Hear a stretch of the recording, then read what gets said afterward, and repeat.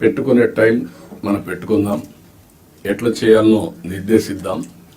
కానీ rule bounded కాకుండా human యాంగిల్లో మీరు ఆలోచించండి. ప్రతి ఒక్క సమయాన్ని, ప్రతి ఒక్క ఇష్యూని రూల్ బౌండెడ్గా మీరు ఆలోచించేంత వరకు సమస్య పరిష్కారం కాదు.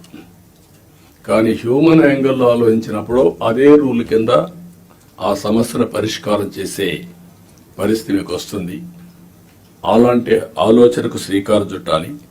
మీ సబార్డినేట్స్ని కూడా ఎక్కడ కానీ మీరు చెప్తున్నా, మన ప్రవర్తనలో ఒక పాజిటివ్ ప్రవర్తన ఉండాలి.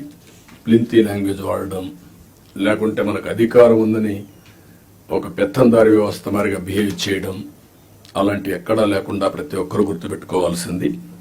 కొలీగ్స్ని ఏ విధంగా పని చేయించామో రాజీ లేదు, కానీ వల్గర్గా మాట్లాడి వాళ్ళని కొంచెం ఇన్సల్ట్ చేయడం ఇలాంటి చేయకూడదన్న అభిప్రాయం. దాన్ని మీరు ఫాలో కావాలి.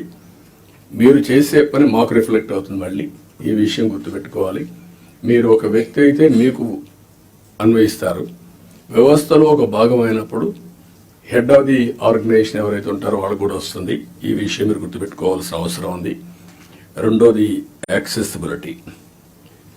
మీ టైంని మార్క్ చేసుకోండి.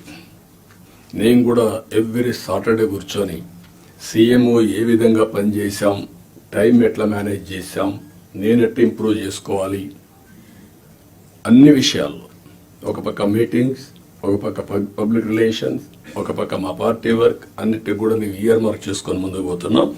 అందరికి యాక్సెసిబిలిటీ ఇచ్చే పరిస్థితిలో ఉన్నాం. మీరు కూడా వీలైనంత వరకు యాక్సెసిబిలిటీ ఉండాల్సిన అవసరం ఉంది.